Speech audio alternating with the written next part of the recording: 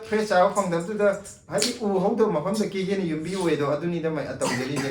one to those Sharuk Sabiru, in outing, no, and angry and pipico. I did Ukabi the Sanipan, they did Sungazar. A pretty current joke, I'm going to never. A pretty block, Mammy J, I some Kaline, Arikpa family and on Tojira and Blessino Mota. Mayam as you had live better with the Kakazi Karelium do Mali, President and Fazili. Aduna, Mayam come in Pipiro, Blessino, one of them Tamana Fabra, Natraga, Arikpa family block and a Hajira Yam Lipogiko, Mazuli Ajuli.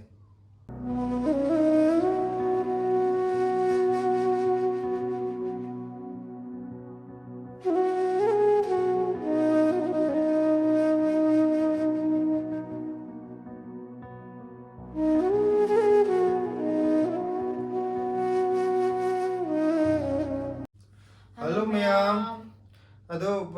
yung biriba mayam da, ako yung asi semjara iba video je, kaino gini, asi ako na nahan nga yung video mathagat pa do, ado da comment mayam la ebo ko, hindi adugi market tugi maram da, adagi amana ako na Hawaijar yon bagi maram da. Ado na kaino jigi Hawaijar yon baga nga tugi maram matang da, ako sum mi kudingi comment han ba do, ado kitang farak da, adagi video ina semjara ga. mayamna khangning bado ado akoi khangan jaba ngamna bana pasigi video je kano torpone semjara pone ado comment khara aina loina makti nate maru ibu comment khara lokhot chai ado comment ji de ju kitang kano to budo nokning baju yawe ko khara ado mayam comment je kano to video ji yam sangi ni ko natra de ado khoi thuna pathok chara ge ahan bada Bosini na mahagat ibirako kamenje Delhi da Hawaijar da yolaga lebro atopa thabakti tawdro Hawaijar do chaninge sila haibro akoi je ni je krai wai da leibno Delhi manung da lei taraga di dum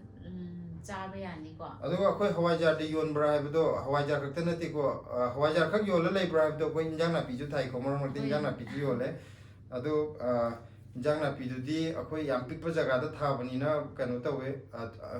amu ne gyom de loi thokre amoni adigi chawkhot pa sunai bani na ne chawkhot pa adigi amuk nong na tharak pa nai bani na yam thuna puthokpa ngamde aduga Hawaijar maru sidi akoina market gi leiraga adum akoina lonjaraga sembani na sigi di adum hapta ani kanaraga adum akoi adum tawba ngameba aduga akoina pot thaiba mafam ji mayam nadi asnoi pot chai mayam thabadoga haibuga adu marmarta akoi itonda gi kai je yaure ba koina thari ji yam chaw mafam nate video de yam chaw man be wane buga haidi akoi yum thak sida mafam macha ni ne thari je amana putra manga pa ga put kun mukh tane ba sangi je adagi nakanda macha maga haidi put kun mukh sangaga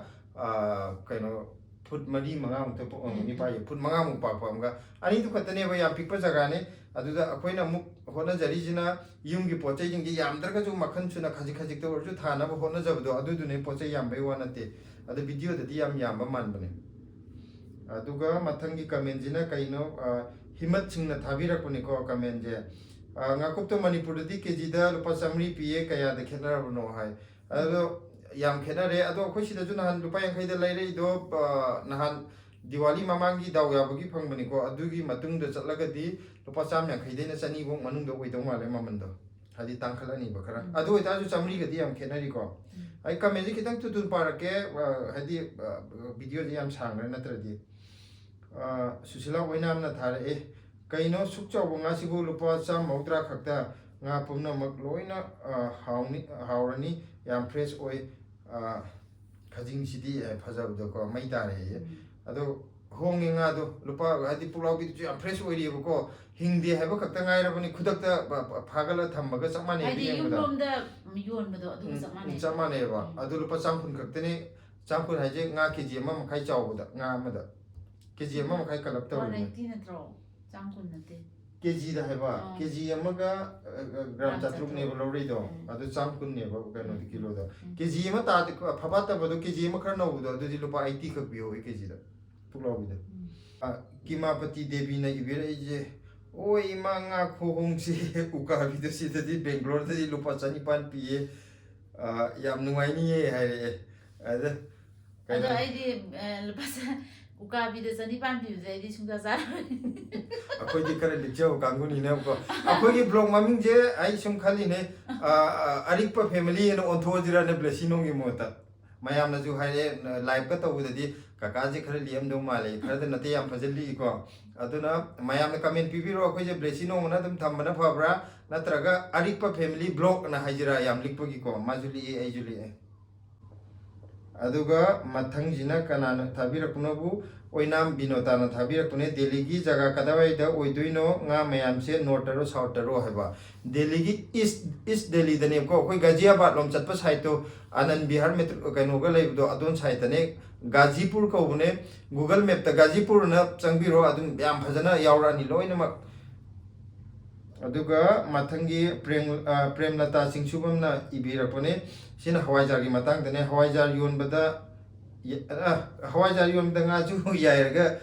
ꯌꯣꯜꯂꯣꯏꯌꯦ ꯑꯗꯣ ꯌꯥꯝꯅꯗꯤ ꯐꯕ ꯑꯥꯏꯗꯤꯌꯥꯅꯤꯀꯣ ꯑꯗ ꯑꯩꯈꯣꯏ ꯂꯩꯃꯤꯟꯅꯔꯤꯕꯁꯤ ꯃꯌꯥꯡ ꯉꯥꯛꯇ ꯑꯣꯏꯕꯒꯤ ꯉꯥ ꯌꯥꯏꯕꯗ ꯃꯣꯏ ꯃꯅꯝꯗꯣ ꯈꯤꯇꯪ ꯍꯩꯅꯔꯣꯏꯀꯣ ꯑꯗꯨꯗꯨꯒꯤ ꯅꯠꯇ꯭ꯔꯗꯤ ꯁꯖꯦꯁꯟꯗꯤ ꯌꯥꯝ ꯐꯖꯕ ꯁꯖꯦꯁꯟꯅꯤ ꯑꯩꯈꯣꯏꯗꯤ ꯈꯤꯇꯪꯒ ꯑꯀꯣꯏꯕꯁꯤꯗ ꯃꯣꯏ ꯃꯌꯥꯡ ꯂꯩꯔꯝꯗ꯭ꯔꯗꯤ ꯌꯣꯜꯂꯗꯧꯅꯤ ꯑꯧ ꯑꯗꯨꯒ ꯁꯤꯅ ꯑꯩꯈꯣꯏꯒꯤ ꯀꯩꯅꯣꯒꯤ ꯃꯅꯤ ꯃꯃꯧ ꯕꯦꯍꯦꯔꯦꯟꯒꯤ ꯏꯃꯥꯅꯅꯤ ꯏꯕꯤꯔꯛꯏꯁꯦ ꯉꯁꯤꯗꯤ ꯁꯤꯂꯥ ꯄꯣꯊꯥꯕ ꯐꯪꯂꯔꯣꯏꯗꯣ ꯉꯥ ꯃꯌꯥꯝꯒꯤ ꯁꯦꯕꯥ ꯇꯧꯕꯗ ꯑꯗꯨꯅꯦ ꯁꯤꯒꯤ ꯏꯃꯥꯒꯤ ꯀꯃꯦꯟꯁꯦ ꯑꯩꯅ ꯊꯑꯣꯏꯅ ꯍꯥꯞꯄꯤꯁꯦ ꯑꯇꯩꯒꯤ ꯅꯠꯇꯦꯕ ꯃꯌꯥꯝꯁꯤꯅ ꯉꯥꯒꯤ ꯚꯤꯗꯤꯑꯣ ꯎꯠꯄꯗꯨꯗ ꯑꯁ ꯉꯥ ꯍꯣꯡꯉꯤ ꯉꯥ ꯐꯖꯩ ꯑꯗꯨ ꯃꯌꯥꯝ ꯊꯥꯔꯛꯑꯦꯕꯀꯣ ꯑꯗꯨ ꯏꯃꯥꯁꯤꯅ ꯑꯗꯨ ꯃꯌꯥꯝꯗꯣ ꯂꯣꯏ ꯀꯥꯎꯊꯣꯛꯈ꯭ꯔꯒ ꯁꯤꯂꯥꯅ ꯋꯥꯒꯗꯧꯗꯣ ꯈꯟꯕꯗ ꯑꯗꯣꯟꯗ ꯑꯣꯏꯅ ꯏꯃꯥꯅ ꯅꯨꯡꯉꯥꯏꯇꯕ ꯑꯃ ꯐꯥꯎꯕꯤꯕꯗꯣ ꯀꯩꯅꯣꯁꯨ ꯇꯧꯋꯤ ꯑꯗꯨ ꯅꯨꯃꯤꯠꯇ ꯑꯩ ꯈꯣꯟ ꯁꯤꯔꯤꯗꯨꯗꯤ ꯄꯣꯊꯥꯕꯁꯨ ꯑꯃ ꯐꯪꯗꯕꯗꯣ ꯉꯥ ꯃꯌꯥꯝꯗꯣ ꯇꯥꯎꯕꯒ ꯍꯥꯏꯗꯤ ꯏꯃꯥꯅ ꯇꯣꯞ ꯇꯣꯞꯄ ꯃꯥꯏꯀꯩ ꯑꯃꯗ ꯄꯨꯁꯜꯂꯒ ꯌꯥꯝ ꯅꯨꯡꯁꯤꯅ ꯇꯥꯛꯄꯤꯔꯛꯄꯗꯣ ꯑꯗꯨꯗ ꯑꯩꯅ ꯃꯦꯁꯦꯖꯁꯦ ꯌꯥꯝ ꯌꯨꯅꯤꯛ ꯑꯣꯏꯌꯦꯅ ꯀꯃꯦꯟꯁꯦ ꯑꯗꯣ ꯍꯥꯞꯆꯔꯛꯄꯅꯦ ꯑꯗꯨꯒ ꯃꯊꯪꯒꯤ ꯀꯩꯅꯣꯁꯤꯅ ꯀꯃꯦꯟꯁꯤꯅ ꯀꯅꯥꯅ ꯏꯕꯤꯔꯛꯄꯅꯣꯕꯨ ꯒ꯭ꯌꯥꯅꯕꯇꯤ ꯊꯣꯛꯆꯣꯝꯅ ꯏꯕꯤꯔꯛꯄꯅꯦ ꯋꯥꯟꯊꯗꯧ ꯁꯔꯨꯛ ꯆꯥꯕꯤꯔꯨꯅꯨ ꯏꯅꯥꯎꯁꯤꯡ ꯅꯣꯏ ꯑꯉꯥꯡꯗꯣ ꯌꯥꯝ ꯄꯤꯛꯂꯤꯀꯣ ꯑꯩꯈꯣꯏꯅ ꯉꯥꯒꯤ ꯃꯃꯜ ꯇꯥꯕꯗ ꯁꯤꯂꯥꯁꯦ ꯋꯥꯟꯊꯗꯧꯔꯦ ꯍꯥꯏꯕꯗꯣ ꯑꯗꯨꯗꯅꯦ ꯀꯩꯅꯣ ꯇꯧꯔꯒ ꯐꯥꯒꯤ ꯇꯧꯕꯤꯔꯛꯏꯁꯦ ꯑꯩꯈꯣꯏ ꯑꯉꯥꯡ ꯍꯥꯏꯗꯤ ꯕ꯭ꯂꯦꯁꯤꯁꯦ ꯌꯥꯝ ꯄꯤꯛꯏ ꯋꯥꯟꯊꯈ꯭ꯔꯗꯤ ꯐꯔꯛ ꯇꯥꯅꯤ ꯌꯥꯝ ꯆꯨꯝꯕ ꯋꯥꯐꯝꯅꯤ ꯋꯥꯟꯊꯕ ꯌꯥꯝ ꯆꯟꯗꯦ ꯑꯗꯨꯒ ꯃꯊꯪꯒꯤꯁꯤꯅ ꯏꯟꯗꯤꯔꯥ ꯊꯣꯛꯆꯣꯝꯅ ꯊꯥꯕꯤꯔꯛꯄ ꯀꯃꯦꯟꯅꯤ ꯑꯁꯨꯛ ꯍꯣꯡꯕꯁꯤꯕꯨ ꯑꯩꯗꯤ ꯇꯥꯇꯥ ꯃꯄꯣꯠ ꯑꯃ ꯂꯩꯅꯤꯡꯉꯦ ꯂꯩꯕꯨꯗꯤ ꯑꯁꯦꯡꯕ ꯑꯩꯈꯣꯏꯁꯨ ꯂꯩꯅꯤꯡꯕꯅꯤꯀꯣ ꯑꯗꯨꯗ ꯄꯣꯔꯛꯑꯒ ꯀꯩꯅꯣ ꯇꯧꯕ ꯌꯥꯗꯣꯔꯤꯗꯧꯗꯣ ꯈꯔꯒ ꯍꯥꯏꯗꯤ ꯊꯝꯕ ꯌꯨꯝꯗꯧꯅꯒ ꯌꯥꯏꯕ ꯌꯥꯔꯗꯤ ꯈꯔ ꯌꯥꯝ ꯂꯩꯔꯛ ꯌꯥꯕꯅꯤ ꯑꯩꯈꯣꯏ ꯑꯅꯤ ꯑꯍꯨꯝ ꯈꯛꯁꯤꯗꯕꯨ ꯂꯩꯔꯛꯏ ꯃꯌꯥꯝꯗꯣ ꯌꯨꯝꯗꯒ ꯑꯣꯏꯔꯗꯤꯀꯣ ꯑꯩꯈꯣꯏ ꯌꯥꯝꯗ꯭ꯔꯕꯁꯨ ꯂꯨꯄꯥ 5,000 ꯇꯔꯨꯛꯀꯤ ꯉꯥꯗꯤ ꯂꯩꯔꯛꯀꯗꯧꯅꯤ ꯑꯃꯅ ꯍꯥꯏꯔꯛꯑꯦ ꯔꯟꯖꯅꯥ ꯆꯅꯨꯅ ꯏꯕꯤꯔꯛꯏꯁꯦ ꯑꯀꯪꯕꯁꯦ ꯒꯥꯖꯤꯄꯨꯔꯗ ꯐꯪꯕ꯭ꯔꯣꯌꯦ ꯒꯥꯖꯤꯄꯨꯔꯗꯗꯤ ꯑꯇꯦꯛꯄ ꯉꯥꯛꯇꯅꯤꯀꯣ ꯑꯗꯨꯒ ꯃꯔꯛꯇ ꯗꯨꯀꯥꯟ ꯑꯃꯈꯛ ꯌꯥꯎꯕꯅꯦꯕ ꯑꯩꯈꯣꯏꯒꯤ ꯀꯩꯅꯣ ꯗꯨꯀꯥꯟ ꯃꯃꯥꯡꯒꯤꯗ ꯄꯔꯦꯡꯅ ꯉꯥ ꯑꯩꯈꯣꯏꯒꯤ ꯁꯣꯔꯣꯛꯇꯨꯗ ꯊꯥꯔ ꯌꯣꯟꯕꯗꯣ ꯑꯗꯨꯗꯨꯒꯤ ꯃꯔꯛꯇꯨꯗ ꯑꯀꯪꯕ ꯐꯪꯕ ꯑꯃ ꯃꯌꯥꯏꯗ ꯌꯥꯎꯕꯅꯦꯕꯀꯣ ꯃꯃꯥꯡꯗ ꯑꯩ ꯆꯠꯄꯗꯗꯤ ꯈꯖꯤꯡꯈꯛ ꯌꯣꯜꯍꯧꯕꯅꯦ ꯍꯟꯗꯛꯇꯤ ꯊꯨꯝꯌꯥꯛꯄꯤꯁꯨ ꯌꯥꯎ ꯂꯩꯔꯝꯃꯦ ꯈꯔ ꯂꯩꯔꯗꯤ ꯑꯇꯣꯞꯄ ꯉꯥꯁꯨ ꯌꯥꯎꯔꯛꯄ ꯌꯥꯏ ꯃꯥꯏꯗꯣ ꯁꯤꯠꯂꯦ ꯈꯪꯕꯗꯩ ꯁꯨꯝ ꯌꯥꯎꯊꯔꯛꯏꯅꯦꯕ ꯑꯗꯣ ꯑꯩꯈꯣꯏ ꯁꯤꯗ ꯑꯥꯏꯅꯦꯗ ꯀꯔꯤꯗꯒ ꯌꯣꯜꯂꯤꯒꯗꯤ ꯄꯨꯔꯥ ꯗꯕꯜꯗꯤ ꯍꯦꯜꯂꯦꯕ ꯁꯤꯠꯄꯁꯦ ꯁꯣꯔꯤ ꯈꯦꯠꯅꯕꯁꯦ ꯁꯤꯗꯩꯗ ꯂꯨꯄꯥ 100 ꯄꯤꯕꯗꯣ ꯑꯥꯗ ꯂꯨꯄा 50 ꯐꯥꯔꯣꯏ ꯍꯥꯏꯕ ꯃꯃꯟꯗꯣ ꯑꯥꯗ ꯍꯥꯏꯗꯤ ꯑꯥꯗ 100 ꯄꯤꯕꯗꯣ ꯁꯤꯗꯗꯤ ꯂꯨꯄꯥ 300 ꯑꯗꯨꯃꯥꯏꯅ ꯄꯤꯔꯅꯤ ꯑꯗꯨꯒ MSK ꯁꯤꯡꯁꯤꯅ ꯏꯕꯤꯔꯛꯏꯕ ꯀꯃꯦꯟꯁꯦ ꯈꯤꯇꯪ ꯃꯥꯏꯁꯦ ꯅꯣꯏ ꯀꯀꯥ ꯀꯧꯕꯁꯤ ꯍꯦꯛ ꯀꯀꯥꯗꯔ ꯌꯨꯝ ꯄꯥꯜꯂꯤꯔꯣ ꯍꯥꯏꯁꯦ ꯃꯥ ꯀꯃꯦꯟꯁꯦ ꯏꯕ ꯃꯇꯝꯗ ꯀꯣꯛ ꯈꯤꯇꯪ ꯀꯩꯅꯣ ꯇꯧꯈꯤꯕ ꯃꯥꯜꯂꯦ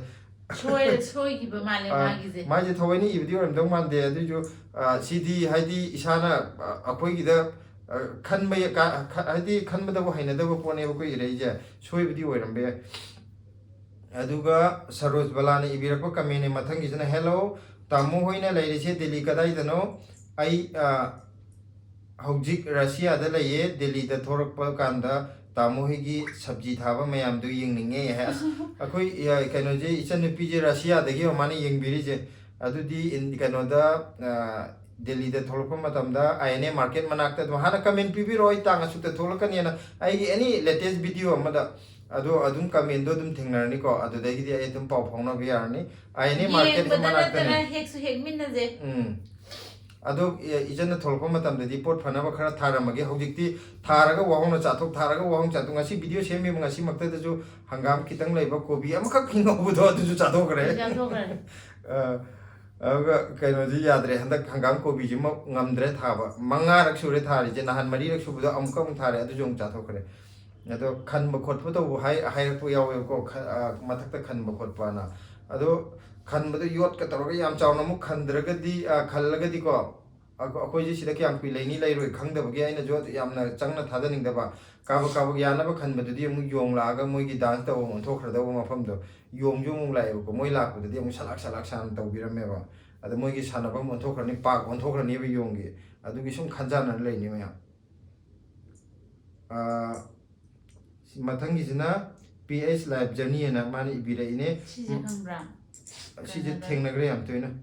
ꯃꯨꯁꯂꯤꯝ ꯏꯅꯥꯎ ꯑꯉꯥꯡꯗꯣ ꯃꯇꯩ ꯃꯅꯥꯎ ꯃꯣꯏ ꯑꯍꯨꯝ ꯂꯥꯛꯑꯝꯕꯗꯣ ꯃꯐꯝ ꯀꯥꯏꯗꯅꯣ ꯑꯝꯇ ꯆꯠꯀꯦ ꯅꯨꯡꯇꯤꯒꯤ ꯍꯥꯡꯕ꯭ꯔꯣ ꯍꯌꯦꯡ ꯒꯥꯖꯤꯄꯨꯔꯒꯤꯗꯨꯅꯦ ꯃꯥꯅ ꯍꯪꯉꯤꯁꯦ ꯒꯥꯖꯤꯄꯨꯔꯗ ꯅꯨꯡꯇꯤꯒꯤ ꯍꯥꯡꯕꯅꯦ ꯆꯠꯇ ꯑꯣꯏꯇꯥꯔꯗꯤ ꯑꯌꯨꯛꯀꯤ ꯃꯝꯃꯤꯉꯩꯗꯤ ꯄꯨꯡ 5 ꯃꯈꯥꯏꯗꯤ ꯑꯗꯨꯝ ꯍꯥꯡꯉꯝꯅꯤꯀꯣ ꯑꯗꯨꯗꯨꯒ ꯄꯨꯡ 12ꯐꯥꯎ ꯑꯗꯥꯏꯃꯨꯛꯇꯤ ꯑꯗꯨꯝ ꯍꯥꯡꯅꯦꯕ ꯑꯗꯨꯁꯨ 12 ꯉꯥꯏꯕꯤꯔꯨꯅꯣꯕ ꯑꯌꯨꯛ ꯉꯟꯇꯥ ꯍꯦꯛ ꯌꯥꯍꯧꯕꯗꯨꯗꯒꯤꯅ ꯄꯨꯡ 7ꯐꯥꯎ ꯑꯗꯥꯏ ꯃꯅꯨꯡꯗ ꯌꯧꯔꯒꯗꯤ ꯕꯦꯁ ꯇꯥꯔꯦ ꯀꯩꯒꯤꯅꯣꯗ ꯑꯗꯨ ꯃꯇꯥꯡꯗꯨꯗꯗꯤ ꯉꯥꯗꯣ ꯃꯌꯥꯝ ꯂꯩꯒꯅꯦꯕꯀꯣ ꯑꯩꯈꯣꯏꯒꯤ ꯑꯄꯥꯝꯕ ꯆꯣꯏꯁꯇꯣ ꯑꯗꯨꯒ ꯑꯗꯨꯗ ꯂꯥꯛꯀꯗꯣꯏꯗꯤ ꯆꯨꯝꯅ ꯆꯔꯥ ꯑꯃ ꯑꯅꯤ ꯂꯩꯕꯒꯤ ꯂꯥꯛꯅꯗꯕꯅꯤ나 ꯍꯣꯜꯁꯦꯜꯒꯤ ꯄꯨꯂꯞ ꯍꯣꯜꯂ ꯄꯨꯅꯕ ꯀꯩꯅꯣ ꯇꯧꯕ ꯗꯨꯀꯥꯟꯗ ꯌꯣꯟꯅꯕ ꯄꯨꯕꯅꯤꯅ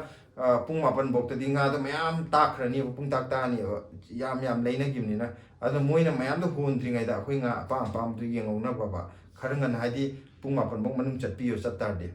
ꯑꯗꯨꯒ ꯃꯊꯪꯒꯤ ꯀꯃꯦꯟꯁꯤꯅ ꯊꯣꯛꯆꯣꯝ ꯙꯅꯀꯨꯃꯥꯔ ꯍꯥꯏꯅ ꯃꯥꯅ ꯏꯕꯤꯔꯛꯄꯅꯦ ꯑꯗꯨꯒꯤ ꯉꯄꯥꯏ ꯃꯥꯟꯕꯤ ꯍꯥꯏꯔꯤꯗꯣ ꯑꯁꯦꯡꯕ ꯉꯄꯥꯏ ꯀꯧꯕꯅꯦ ꯍꯥꯏꯕ ꯑꯩꯅꯉꯄꯥꯏ ꯃꯥꯜꯂꯦꯅ ꯍꯥꯏꯕꯗꯣ ꯑꯗꯣ ꯑꯁꯦꯡꯕ ꯉꯄꯥꯏ ꯑꯗꯨꯝ ꯀꯧꯕꯅꯦꯅ ꯍꯥꯏꯔꯛꯑꯦ ꯃꯥꯅ ꯑꯁꯥꯝꯗꯅ ꯁꯤꯇꯜ ꯃꯥꯁ ꯀꯧꯋꯦ ꯍꯥꯏꯕ ꯍꯧꯖꯤꯛꯀꯤ ꯉꯄꯥꯏꯗꯣ ꯑꯗꯨꯒ ꯃꯅꯤꯄꯨꯔꯒꯤ ꯃꯆꯥꯗꯨꯅ ꯀꯟꯗꯂꯥ ꯀꯧꯅꯩ ꯑꯗꯨꯒ ꯃꯥꯟꯅꯕꯗꯨꯒꯤ ꯉꯄꯥꯏ ꯀꯧꯔꯤꯅꯦ ꯃꯅꯤꯄꯨꯔꯗ ꯐꯪꯗꯕꯒꯤ ꯍꯧꯖꯤꯛꯄꯨꯗꯤ ꯐꯥꯔꯝꯗ ꯌꯣꯛꯂꯒ ꯄꯨꯊꯣꯛꯅꯔꯦ ꯊꯥꯏꯅ ꯆꯍꯤ 50 ꯃꯃꯥꯡꯗ ꯑꯍꯜꯅ ꯉꯥꯔꯤ ꯀꯔꯕꯥꯔ ꯇꯧꯕꯒꯤ ꯑꯁꯥꯝꯗ ꯆꯠꯂꯤꯉꯩꯗ ꯌꯥꯝ ꯆꯥꯔꯛꯑꯦ ꯌꯦꯡꯕꯗ ꯅꯨꯡꯉꯥꯏ ꯒꯥꯖꯤꯄꯨꯔ ꯐꯤꯁ ꯃꯥꯔꯀꯦꯠꯇꯣ ꯃꯃꯥꯡꯗꯁꯨ ꯎꯈ꯭ꯔꯦ ꯄꯦꯜꯂꯤ ꯌꯦꯡꯕꯗ ꯍꯥꯏ ꯌꯥꯝ ꯅꯨꯡꯁꯤꯅ ꯌꯥꯝ ꯁꯨꯒꯥꯏꯅ ꯇꯥꯛꯄꯤꯔꯛꯑꯦꯀꯣ ꯍꯥꯏꯗꯤ ꯑꯩꯈꯣꯏꯅ ꯉꯄꯥꯏꯒ ꯀꯟꯗꯂꯥꯒꯁꯦ ꯑꯁꯦꯡꯕꯩꯗꯤ ꯈꯦꯠꯅꯩ ꯍꯥꯏꯔꯤꯅꯦꯕ ꯑꯃꯃꯝꯅꯦꯕ ꯉꯥ ꯃꯆꯥꯗꯨꯅ ꯀꯟꯗꯂꯥ ꯀꯧꯋꯦ ꯍꯥꯏꯕꯀꯣ ꯑꯆꯧꯕꯗꯨꯅ ꯉꯄꯥꯏ ꯀꯧꯋꯦ ꯍꯥꯏꯕ ꯈꯤꯇꯪꯒ ꯆꯤꯡꯕ ꯍꯥꯏꯅ ꯉꯄꯥꯏ ꯃꯥꯜꯂꯦꯅ ꯍꯥꯏꯕ ꯃꯌꯥꯝꯒ ꯆꯤꯡꯕꯗꯣ ꯉꯁꯤꯗ ꯈꯪꯖꯔꯦ ꯍꯥꯏꯗꯤ ꯃꯃꯥꯡꯗꯗꯤ ꯁꯨꯃꯥꯏꯅ ꯇꯣꯉꯥꯟ ꯂꯩꯒꯁꯦ ꯈꯪꯉꯦꯕ ꯀꯣꯟꯅ ꯉꯄꯥꯏꯁꯨ ꯃꯥꯟꯕꯗꯒꯤ ꯑꯗꯨꯝ ꯈꯪꯍꯧꯔꯦ ꯍꯥꯏꯗꯤ ꯃꯆꯥ ꯉꯄꯥꯏ ꯑꯩꯈꯣꯏꯒꯤ ꯅꯣꯏ ꯀꯟꯗꯂꯥ ꯍꯥꯏꯕ ꯃꯆꯥꯗꯣ ꯑꯩꯈꯣꯏꯅ ꯑꯃꯨꯛ ꯉꯄꯥꯏ ꯍꯥꯏꯔ ꯈꯪꯉꯤ ꯀꯟꯗꯂꯥꯁꯦ ꯈꯪꯉꯛꯇꯦꯕ ꯑꯗꯣ ꯁꯤꯗꯩꯗ ꯀꯩꯅꯣ ꯑꯆꯧꯕꯗꯨꯅ ꯉꯄꯥꯏꯅꯦ ꯍꯥꯏꯁꯦ ꯉꯁꯤꯗꯤ ꯃꯌꯦꯛ ꯌꯥꯝ ꯁꯨꯒꯥꯏ ꯇꯥꯛꯄꯤꯔꯛꯑꯦ ꯊꯦꯡꯛ ꯌꯨ ꯌꯥꯝ ꯅꯨꯡꯉꯥꯏꯖꯔꯦꯀꯣ ꯍꯥꯏꯗꯤ ꯑꯩꯈꯣꯏꯅ ꯈꯪꯉꯝꯗꯕꯗꯨꯁꯨ ꯃꯌꯥꯝ ꯈꯪꯉꯦ ꯑꯗꯨꯒ ꯃꯊꯪꯒꯤ ꯀꯃꯦꯟꯁꯤꯅ ꯔꯥꯅꯤꯇꯥ ꯋꯥꯏꯐꯩꯅ ꯏꯕꯤꯔꯛꯄꯅꯦ ꯉꯥ ꯃꯁꯥ ꯂꯣꯏ ꯄꯠꯂꯦꯗ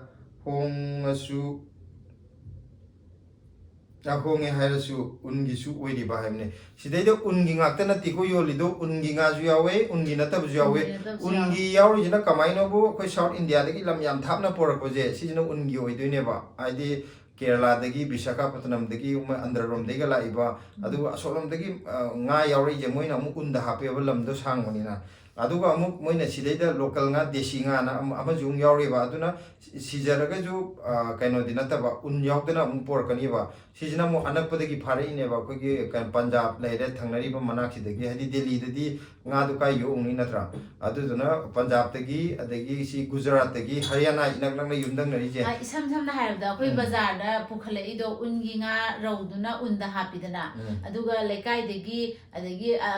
ꯐꯥꯝ ꯇꯧꯕ ꯃꯌꯥꯝꯗꯒꯤ ꯄꯨꯔꯛꯄꯗꯨꯅ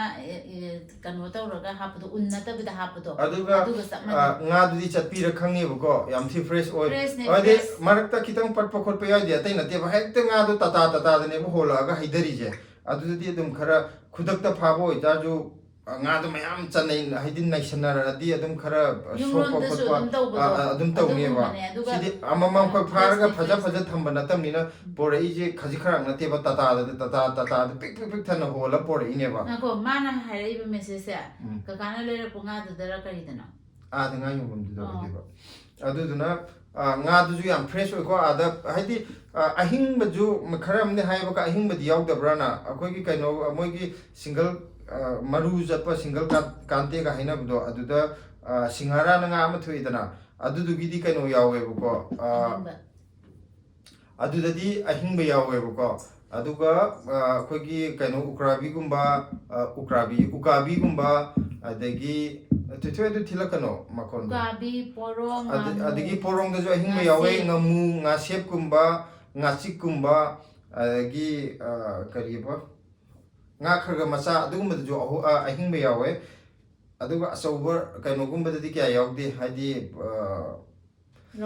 rauгумba pulaugimba dadi ahingba kya thengnade adu oitarju thengnadraga juko moida poreba nga yam thi fresh oeba hojikta pharaga mathakta thambada dum hadi khudakta pharaga pukhi makte phar pukhi pan thambadi natamni na ko aduduna siba yaurga ju fresh de dum aina hale ko silana dum khangam kyam fresh oige do aduga mathangi kamenjina Minakanta mitai ne ibirapone anakputa metro station laibra ye metro station khoi nakpuje Gazipur dagi nakpuje kaino do IP extension ana khoi gi kaino da laibuje ping line da IP extension du dagi rickshaw gumba e-rickshaw chatpane bako auto gumba e-rickshaw gumba chatpane adu dagi minute 10 ti chalani aduga aduna tragana kaino tawba akhoi gi sarai kalekha ping line da laibudo aduda kumagana adudagi octo service su chatpane ba adudaina khardi sangi adu jo lupa kun lawraga chatpane aduga kainona haire je apple na mani ibire je bawne big head nate big head haiduna silver man badune sijum jo yana khangde ko ngasi silai ban ma clear oire akhoi silver akhona silver oiraga malaga silver nate na aina moi kainona po jon bajing na haire yana haiba nga do aduduna big head ko we heba aduga amuk akhoi katla ne na hairaga makok khar chaw do aduduna baw ne heba ado aidi ahambada baw je makok chaw gi big head ko ri boi khalle ko aduga ngasai silver man badune silver ga masaka manarga yam chaw ba khar ngangli ge chatpado adudune big head haijina hai si jima ngasi akhoi clear oira hana di si khangde ba aidi baw do makok chaw gi big head ko ri boi khalle ko aduga mathangi jina hidam manglemba singna kana ibirakpa kamene silver ma mudu big head ka haibane ma na ju ibire clear id kana ju habire samana re ko dudia aduga amana kaino s puspalata devi na ireije nga yam honge yairaga manipur da tharakla de business ama oibe yani hai yam chumu afane business pan tawbi abjani akoina leiriba jaga je khara kainogumba nga gumba yaiba adum nga phajan chana ba jaga da leibo oitadi buko phajana yaiga manipur da thadok da paisa panam tong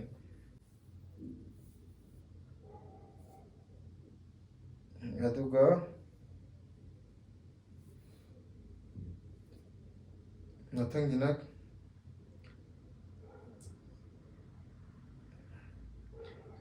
malem ngan bi saikhomni ireje dasi market se kai da oidoino address am ta habiro aduna ai nga sa hai gi do kainogi Ghaziabad lom chatpagi lambi ne leidoi East Delhi ne mamingna Gazipur fish market habdi Gazipur fish mandi na leibne ko akoi Google map ta thaluk chango Gazipur fish mandi na tra fish market haiba matam da hujiki chap chana location ga yaung thogla ni yam chap kaino ne akoi gi wholesale akoi gi local market sing da yol jing ja adu dagi lower ga yon bane ba yam chaw kaino ne supply tor je adegwa ningom thuibi jum sakhamra sila akoi gi live te jogi rokoda silver man biduna big head katla haibaduna baw kowe ekoi manipur da aduga ngapai man biduna sital kobune assam gi favorite ni bihu matam dadi kgm da lupa lising ngi yobune aduga saring dudi lemna khunbaga chapmana re hongudo kana mar am tatke khoma ja mane yandre aingondira na male ai choro na silver namdida moja hanmuni tongido akidang ni naman dunes ado moja jo hanmuni nga moja hanla kanongi oyo mani kang phata na thambado khangbra dugine thoiro ne konjingi pa ne de aduga mathangi kamenjina pung kaya da hange kaithel do na hai side haijagre ayu hek nongandri ngai degi adum mamni tor ngai de ha thoithuna na lengbada phone je thak thak ni e ha mathangi jina naomi won jojo haibako naomi won jojo haiba pung kaya da hange kaithel do hai ꯑꯩꯈꯣꯏꯒꯤ ꯄꯨꯡ 5:30 ꯑꯗꯨꯋꯥꯏꯗꯒꯤ ꯑꯗꯨꯝ ꯍꯥꯡꯉꯝꯅꯦꯕꯀꯣ ꯑꯌꯨꯛꯀꯤ ꯄꯨꯡ 5:30ꯗꯒꯤ ꯑꯗꯨꯒ ꯅꯨꯡꯊꯤꯟꯒꯤ ꯄꯨꯡ 12 ꯑꯗꯨꯋꯥꯏꯐꯥꯎ ꯍꯥꯡꯉꯦꯅ ꯍꯥꯏꯕꯅꯦ ꯑꯗꯣ ꯆꯠꯄꯤꯗꯧ ꯑꯣꯏꯇꯥꯔꯗꯤ ꯍꯦꯛ ꯃꯝꯃꯤꯉꯩꯗꯤ ꯉꯟꯅ ꯆꯠꯄ ꯌꯥꯔꯤꯉꯩ ꯆꯠꯄꯤꯔꯣ ꯑꯗꯨꯒ ꯄꯨꯡ 9 ꯑꯗꯨꯋꯥꯏꯃꯨꯛ ꯃꯅꯨꯡꯗ ꯌꯧꯅꯕ ꯍꯣꯠꯅꯕꯤꯌꯣ ꯑꯩꯈꯣꯏ ꯀꯥꯗꯤ ꯑꯩꯈꯣꯏ ꯇꯨꯝ ꯍꯧꯒꯠꯇ꯭ꯔꯤꯉꯩꯗꯤ ꯃꯥ ꯑꯗꯨꯝ ꯆꯠꯈ꯭ꯔꯕꯅꯦ ꯍꯥꯏꯗꯤ ꯃꯄꯥꯟꯗꯩ ꯁꯣ ꯂꯣꯟꯖꯔꯝꯃꯒ ꯑꯥꯗꯩꯗ ꯉꯟꯅ ꯌꯧꯔꯒꯗꯤ ꯉꯥꯗꯣ ꯃꯌꯥꯝ ꯂꯩꯔꯤꯉꯩꯗ ꯑꯣꯞꯁꯟ ꯌꯥꯝ ꯐꯪꯕꯅꯦꯕ ꯑꯗꯨꯒ ꯃꯊꯪꯁꯤꯅ ꯅꯪꯅ ꯄꯤꯟꯁꯨ ꯊꯝꯃꯝꯕ ꯀꯩꯅꯣ ꯑꯃꯒꯤꯅꯦ ꯑꯩꯅ ꯄꯤꯟ ꯊꯝꯕꯤꯕꯅꯦ ꯑꯕꯦ ꯑꯁꯦꯝꯁꯤꯅ ꯍꯥꯏꯁꯦ ꯁꯤꯁꯤꯅ ꯑꯩꯈꯣꯏ ꯁꯤꯂꯥꯒ ꯏꯕꯥꯅꯤꯒꯒꯤ ꯁꯨꯝ ꯑꯔꯤꯛꯄ ꯄꯥꯈꯪ ꯑꯔꯤꯕ ꯑꯗꯨꯒꯤ ꯃꯇꯥꯡꯗ ꯁꯨꯝ ꯁꯦꯝꯕꯤꯗ ꯃꯥꯏꯅꯤ ꯄꯥꯈꯪ ꯑꯔꯤꯕꯗ ꯂꯩꯕꯁꯦ ꯅꯨꯡꯉꯥꯏ ꯍꯥꯏꯔꯤꯁꯦ ꯑꯇꯩ ꯅꯠꯇꯦ ꯂꯤꯛꯄꯩꯅꯦ ꯁꯦꯠꯄ ꯆꯥꯕꯗꯤ ꯅꯤꯡ ꯈꯔ ꯊꯨꯡꯗꯕꯅꯦ ꯑꯩꯅ ꯄꯤꯟ ꯊꯝꯖꯟꯕ ꯂꯤꯛꯄꯅꯤꯅ ꯆꯥꯕ ꯊꯛꯄꯗꯤ ꯋꯥꯠꯂꯔꯣꯏ ꯑꯗꯣ ꯃꯅꯤꯡ ꯇꯝꯅ ꯁꯦꯠꯄ ꯆꯥꯕꯗꯤ ꯌꯥꯗꯕꯅꯦ ꯑꯗꯨꯃꯗꯤ ꯐꯖ ꯆꯨꯝꯃꯦ ꯆꯨꯝꯃꯦ ꯆꯥꯕꯗꯤ ꯆꯥꯏ ꯑꯗꯨꯒ ꯁꯦꯠꯄꯗꯗꯤ ꯈꯔ ꯑꯗꯨꯒ ꯃꯊꯪꯒꯤꯁꯤꯅ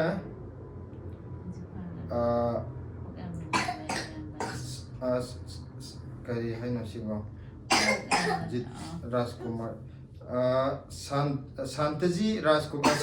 ꯔꯥꯖꯀꯨꯃꯥꯔ ꯍꯥꯏꯕ ꯄꯨꯂꯞ ꯍꯥꯏꯗꯤ ꯏꯒꯤꯕꯅꯤꯅꯕꯀꯣ ꯃꯃꯤꯡꯁꯦ ꯄꯥꯊꯣꯛꯄꯗ ꯀꯗꯥꯏꯐꯥꯎ ꯇꯧ ꯁꯥꯟꯇꯖꯤꯠ ꯔꯥꯖꯀꯨꯃꯥꯔꯅ ꯍꯥꯏꯁꯦ ꯀꯣꯛ ꯌꯥꯝꯅ ꯂꯩꯕ ꯌꯥꯝꯕꯅꯤ ꯀꯤꯕꯤꯗꯕ ꯑꯩ ꯂꯤꯛꯄꯩꯗꯣꯔꯝꯗꯧ ꯃꯥꯜꯂꯦ ꯑꯗꯨꯒ ꯁꯔꯃꯤꯂꯥ ꯁꯔꯤꯅ ꯑꯃꯨꯛ ꯏꯕꯤꯔꯛꯏꯁꯦ ꯃꯁꯤꯅ ꯑꯗꯨꯝ ꯐꯔꯦꯗ ꯃꯅꯤꯄꯨꯔꯒꯤ ꯂꯛꯖꯔꯤ ꯃꯌꯥꯝꯁꯦ ꯌꯥꯎꯗꯧꯁꯔꯨ ꯋꯥꯈꯜ ꯅꯨꯡꯉꯥꯏꯔ ꯂꯣꯏꯔꯦ ꯌꯥꯝ ꯅꯨꯡꯁꯤ ꯑꯕꯦꯝꯃꯁꯦ ꯁꯤꯅ ꯀꯩꯒꯤꯅꯣ ꯈꯪꯕ꯭ꯔꯥ ꯑꯩꯈꯣꯏꯒꯤ ꯁꯅꯥ ꯂꯨꯄꯥ ꯌꯥꯝ ꯇꯥꯡꯅ ꯂꯩꯔꯨꯕꯗꯣ ꯑꯗꯨꯗ ꯃꯅꯤꯄꯨꯔꯒꯤ ꯂꯛꯖꯔꯤꯗ ꯌꯥꯎꯈꯤꯕꯗꯤ ꯌꯥꯝ ꯆꯝꯅ ꯑꯩꯈꯣꯏꯒꯤ ꯀꯩꯅꯣ ꯇꯧꯔꯨꯕꯗꯣ ꯑꯗꯨꯅ ꯐꯔꯦ ꯑꯁꯦꯡꯕꯩꯁꯨ ꯐꯩ ꯌꯥꯝ ꯆꯨꯝꯕ ꯋꯥꯐꯝꯅꯦ ꯍꯥꯏꯗꯤ ꯀꯩꯅꯣ ꯇꯧꯔꯒ ꯂꯩꯕꯣꯏ ꯂꯩꯇꯕꯣꯏ ꯅꯨꯃꯤꯠꯇꯨꯗ ꯃꯌꯥꯝ ꯃꯊꯥ ꯁꯥꯟꯅꯔꯤꯕꯀꯣ ꯑꯔꯩꯕ ꯃꯤꯅ ꯂꯩꯖꯈ꯭ꯔꯦ ꯂꯩꯇꯕꯅ ꯃꯊꯥ ꯁꯥꯔꯤꯗꯣ ꯁꯨꯃꯥꯏꯅ ꯑꯄꯥ ꯐꯖ ꯐꯖꯕꯗꯣ ꯌꯥꯜꯂ ꯆꯠꯂ ꯂꯣꯏꯔꯦ ꯁꯅꯥ ꯅꯠꯇ꯭ꯔꯁꯨ ꯀꯅꯥ ꯑꯗꯨꯝ ꯐꯖꯔ ꯂꯣꯏꯔꯦ ꯀꯩꯅꯣ ꯅꯠꯇ꯭ꯔꯣ ꯐꯖꯕꯩꯗꯨꯅꯦꯕ ꯃꯌꯥꯝ ꯄꯥꯝꯅꯔꯤꯁꯦ ꯑꯗꯨꯒ ꯕꯤꯁꯟꯇ ꯂꯥꯏꯁ꯭ꯔꯝꯅ ꯏꯔꯛꯏꯁꯦ it is not all about Hawaijar, it is also about the hospitality ꯍꯥꯏꯔꯛꯑꯦꯕꯀꯣ ꯁꯤꯁꯤꯅ ꯑꯩꯈꯣꯏ ꯍꯋꯥꯏꯖꯥꯔ ꯌꯣꯟꯕꯗꯨꯒꯤ ꯌꯥꯝ ꯐꯖꯕ ꯋꯥꯍꯩ ꯈꯔ ꯍꯥꯏꯕꯤꯔꯛꯑꯦ ꯊꯦꯡꯛ ꯌꯨ ꯑꯗꯨꯒ ꯃꯊꯪꯒꯤꯁꯤꯅ ꯀꯩ ꯁꯣꯏꯍꯦꯝ ꯂꯨꯡꯉꯣꯟ ꯁꯣꯏꯍꯦꯝꯂꯨꯡ ꯒꯣꯟꯃꯩ ꯍꯥꯏꯕꯀꯣ ꯁꯤ ꯏꯕꯤꯔꯛꯏꯁꯤꯅ ꯀꯩꯅꯣ ꯏꯅꯦ ꯑꯩꯈꯣꯏꯒꯤ ꯍꯋꯥꯏꯖꯥꯔꯗꯨ ꯌꯥꯝ ꯍꯥꯎꯔꯦ ꯍꯥꯏꯕꯀꯣ ꯁꯤ ꯑꯉꯥꯡ ꯃꯣꯏ 2 ꯂꯥꯛꯑꯒ ꯂꯩꯕꯤꯈꯤꯕꯗꯣ ꯑꯍꯥꯟꯕꯗ ꯐꯪꯍꯧꯗꯕꯗꯣ ꯑꯗꯨ ꯑꯣꯏꯔꯝꯗꯧ ꯃꯥꯜꯂꯦ ꯊꯦꯡꯛ ꯌꯨ ꯑꯩꯈꯣꯏ ꯁꯤꯗ ꯂꯣꯟꯕ ꯍꯋꯥꯏꯖꯥꯔꯁꯦ ꯌꯥꯝꯅ ꯍꯥꯎꯕꯒꯤꯕꯨꯗꯤ ꯅꯠꯇꯦꯕꯀꯣ ꯌꯥꯝꯅ ꯍꯥꯎꯕꯩ ꯅꯠꯇꯦꯗꯤ ꯌꯨꯝꯗꯗꯤ ꯑꯀꯨꯞꯄꯗꯨꯅ ꯍꯦꯟꯅꯗꯤ ꯍꯥꯎꯅꯤꯕ ꯍꯋꯥꯏꯖꯥꯔ ꯃꯅꯥꯁꯨ ꯍꯥꯞꯇꯣꯏꯅꯦ ꯑꯗꯨꯒ ꯀꯩꯅꯣꯁꯨ ꯇꯧꯗꯣꯏꯅꯦ ꯑꯀꯨꯞꯄꯁꯨ ꯑꯣꯏꯗꯣꯏꯅꯦ ꯑꯗꯣ ꯑꯩꯈꯣꯏ ꯁꯤꯗꯗꯤ ꯑꯗꯨꯁꯨ ꯑꯃꯨꯛ ꯐꯪꯗ꯭ꯔꯦꯀꯣ ꯑꯗꯨ ꯑꯣꯏꯇꯥꯔꯁꯨ ꯁꯤꯗꯩꯗ ꯀꯔꯤ ꯍꯥꯏꯇꯥꯔꯦ ꯑꯩꯈꯣꯏꯅ ꯃꯌꯥꯝꯅ ꯅꯨꯡꯁꯤꯕꯤꯔꯤꯁꯦ ꯑꯗꯩꯗ ꯌꯨꯝꯒꯤ ꯑꯍꯥꯎꯕꯗꯨꯃꯛ ꯐꯪꯗ꯭ꯔꯒꯁꯨ ꯁꯤꯗꯩꯗ ꯐ꯭ꯔꯦꯁ ꯆꯥꯕ ꯐꯪꯗꯕꯗꯨꯗ ꯍꯥꯏꯗꯤ ꯎꯍꯧꯗꯕ ꯃꯐꯝꯗ ꯀꯦꯒꯦꯅ ꯌꯨꯝꯕꯤ ꯑꯣꯏꯗꯣ ꯑꯗꯨꯅꯤꯗ ꯇꯧꯖꯔꯤꯁꯦ ꯍꯥꯏꯗꯤ ꯀꯨꯏꯅ ꯆꯥꯕ ꯐꯪꯉꯛꯇ꯭ꯔꯕꯅꯤꯅ ꯐ꯭ꯔꯦꯁ ꯑꯣꯏꯅ ꯆꯥꯕꯗꯗꯤ ꯄꯨꯡꯍꯥꯎ ꯍꯥꯎꯔꯦꯗꯅ ꯑꯗꯨꯅꯤꯗ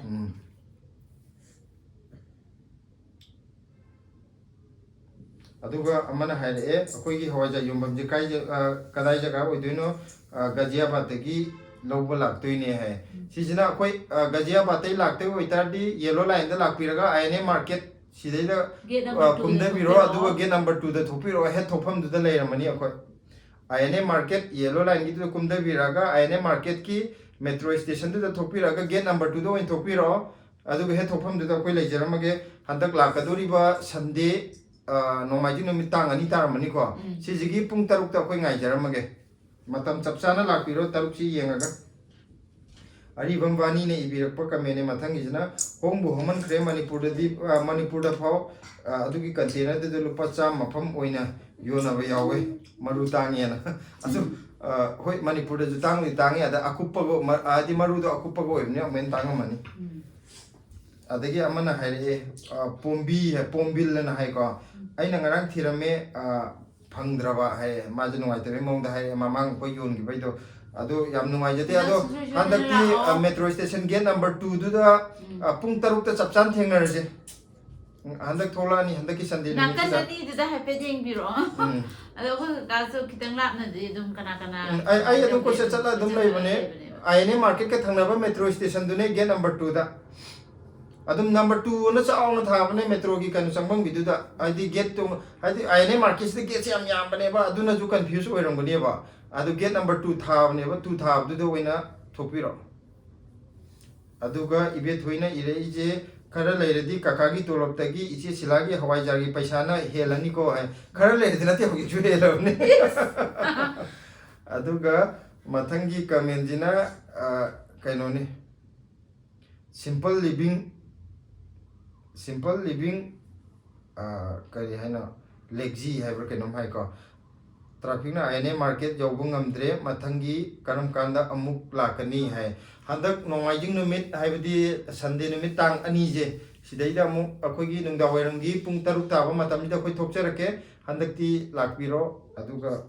mayam amuk unare je ko aduida pung taruk mamang dai taruk makhai na taruk makhai thokpune bako aduning tham thagi matam oirabani na pung taruk ta thokjarage me aduga mathangisina mamlai ma haibako memlai ma haidoira mamlai ma haidoira ko aina khangdre laifamda makha ponde isana isagi culture ngakse buduni you are good woman hai nangna phane ka selaga tawbuda adudai de ngani man thagat pireje ha budi kai ramine hadi khandang khallaga ko ade mathangda mayamna comment pirakpadu de masidi set lage da na dei kai khandre mathangi comment jina roni soibam ne ibirakpune ꯂꯩꯕ ꯆꯠꯂꯒ ꯊꯦꯡꯅꯗꯦ ꯄꯥꯎ ꯐꯥꯎꯅꯅꯕ phone number ꯄꯥꯝꯃꯦ ꯃꯊꯪꯒꯤ ꯍꯥꯏ phone ꯅꯝꯕꯔꯁꯤꯗꯤ ꯁꯨꯃꯥꯏꯅ ꯚꯤꯗꯤꯑꯣꯗ ꯍꯥꯏꯕꯗꯤ ꯅꯨꯡꯉꯥꯏꯔꯔꯣꯏꯀꯣ ꯑꯗꯨꯗꯨꯅ ꯍꯟꯗꯛ ꯇꯥꯡ 2 ꯁꯟꯗꯦ ꯅꯨꯃꯤꯠ ꯇꯥꯔꯦꯀꯣ ꯍꯟꯗꯛꯀꯤ ꯂꯥꯛꯀꯗꯧꯔꯤꯕ ꯁꯟꯗꯦ ꯇꯥꯡ 2ꯁꯤꯒꯤ ꯅꯨꯃꯤꯗꯥꯡ ꯋꯥꯏꯔꯝ ꯄꯨꯡ 6 ꯇꯥꯕ ꯃꯇꯝꯗ INA market gate number 2 duda ꯑꯃꯨꯛ ꯊꯦꯡꯅꯔꯁꯦ ꯃꯌꯥꯝ market khitang ngannadi thokpirobako adu dum khoi dum leiramage handakti thengnarani sure aduga memi khitri mayumjina ibire je great adina hokoi hawaijar jigi yam phare haba maru macha do fangladi aduna hena hawbuni fanglabadi try to biyo he maru macha do sida khoi thibane phangde bako phana yamna market ta hangmane maru macha di yonde achobudu khak yole bako achobuji bokta market khuding yawde ba akhanaba market khara da oina phangdam to we bako aduga maru macha do phangagadi hoi aduna budi hawgo hinduine adu yumdagi amuk chiendana khotana tawbudi khoide yam janjan oidoba ingondadi khudong aduna khoina amuk pura matam je aduda loi kaitho leibu natam ni sagi atop thabak su chinjabani na adu makitang pharak tare phangagadi aduna di best ta doine buko ado achaubuji bok sidaida aini khara wai phangba jaga jaga akhoi gina INA market leibu sidaida phangammeba duga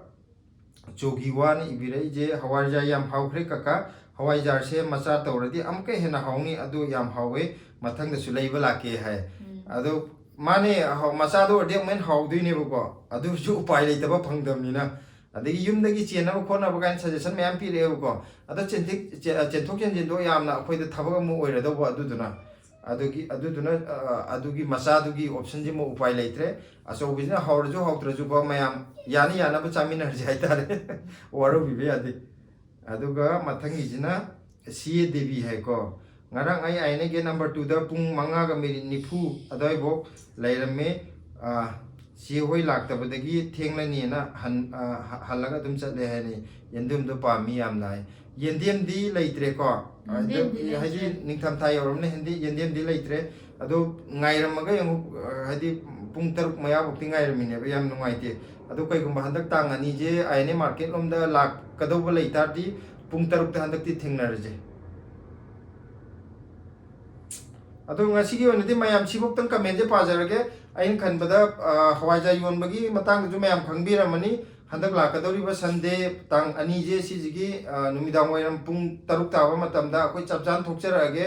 gate number 2 INA market metro station gate number 2 da mayamna kaigumba yellow line natra pink line lakpiradi kainoda metro station gate number 2 da thokpiro head gate thokphang bidu da akhoi leijaramage aduga atopa mana INA kaino Gazipur fish market ki do kaino dane gazia palom chatpa side asondane metro station nak pahairgadi IP extension duni nangna amani IP extension dagi lupa kaino di e-rickshaw da lupa 10 kun piraga adum chatpa yarani hujiki mafam du bo kaino tawrgadi Google Map ta akoigi kaino gi Gazipur fish mandi haigera Gazipur fish market haigera adumai thabiro aduda loina mak akoigi map pe yaroga lambi chafam yar takla ni adumai tawga kaino Gazipur gi ju amtang koithok biru be akoi nga da thawai yobiragadi nga yam hong phang bane kaigum chatpiragadi ayuki pung 5 dagina ꯄꯨꯡ ꯀꯩꯅꯣ ꯃꯥꯄꯟ ꯃꯈꯥꯏ ꯑꯗꯨꯋꯥꯏꯐꯥꯎ ꯃꯅꯨꯡꯗ ꯌꯧꯕꯤꯔꯒꯗꯤ ꯉꯥꯗꯣ ꯐꯖꯕ ꯐꯪꯅꯤ ꯍꯥꯏꯗꯤ ꯃꯌꯥꯝꯅ ꯂꯩꯗ꯭ꯔꯤꯉꯩꯒꯤ ꯍꯥꯏꯇꯥꯔꯦ ꯌꯥꯝ ꯂꯩꯈꯤꯗ꯭ꯔꯤꯉꯩꯒꯤ ꯑꯗꯨ ꯅꯨꯡꯇꯤꯒꯤ ꯍꯥꯡꯕꯅꯦ ꯒꯥꯖꯤꯄꯨꯔ ꯐꯤꯁ ꯃꯥꯔꯀꯦꯠꯇꯣ ꯍꯥꯏꯗꯤ ꯃꯔꯛꯇ ꯁꯨꯇꯤ ꯂꯩꯕ꯭ꯔꯥꯒ ꯍꯥꯏꯕ ꯌꯥꯎꯋꯦꯕꯀꯣ ꯑꯗꯨ ꯅꯨꯡꯇꯤꯒꯤ ꯍꯥꯡꯕꯅꯦ ꯑꯗꯨꯅ ꯑꯃꯨꯛꯇꯪ ꯀꯣꯏꯊꯣꯛꯄꯤꯔꯨꯔꯣ ꯃꯌꯥꯝꯅ ꯚꯤꯗꯤꯑꯣꯗꯣ ꯅꯨꯡꯉꯥꯏꯔꯒꯗꯤ ꯑꯃꯨꯛꯁꯨ ꯉꯥꯒꯤ ꯒꯥꯖꯤꯄꯨꯔ ꯐꯤꯁ ꯃꯥꯔꯀꯦꯠꯇꯣ ꯑꯃꯨꯛꯁꯨ ꯌꯦꯡꯅꯤꯡꯉꯒꯗꯤꯀꯣ ꯍꯟꯗꯛ ꯂꯥꯛꯀꯗꯧꯔꯤꯕ ꯏꯃꯣꯏꯅꯨ ꯃꯇꯝꯒꯤꯗ ꯑꯩ ꯑꯃꯨꯛ ꯏꯃꯣꯏꯅꯨꯒꯤ ꯉꯥ ꯂꯩꯕ ꯆꯠꯆꯒꯦ ꯑꯗꯣ ꯃꯌꯥꯝꯅ ꯌꯦꯡꯅꯤꯡꯉꯤ ꯌꯦꯡꯅꯤꯡꯗꯦ ꯑꯗꯣ ꯀꯃꯦꯟꯇ ꯄꯤꯕꯤꯔꯛꯑꯣ ꯃꯌꯥꯝꯅ ꯄꯥꯝꯃꯦ ꯑꯩꯈꯣꯏꯒꯤ ꯌꯦꯡꯅꯤꯡꯉꯦ ꯍꯥꯏꯇꯥꯔꯗꯤ ꯑꯩ ꯏꯃꯣꯏꯅꯨꯒꯤꯗ ꯑꯃꯨꯛ ꯆꯠꯂꯒ ꯎꯠꯆꯔꯛꯀꯦ ꯑꯗꯣ ꯉꯁꯤꯒꯤ ꯑꯣꯏꯅꯗꯤ ꯚꯤꯗꯤꯑꯣꯁꯦ ꯂꯣꯏꯁꯤꯟꯖꯔꯒꯦ ꯈꯔ ꯁꯥꯡꯉꯅꯤꯀꯣ ꯑꯗꯨꯗꯤ ꯂꯣꯏꯁꯤꯜꯂꯁꯤꯅꯦ ꯑꯗꯨꯗꯤ ꯃꯊꯪꯒꯤ ꯕ꯭ꯂꯣꯛꯇ ꯑꯃꯨꯛ ꯊꯦꯡꯅꯔꯁꯦ ꯕꯥꯏ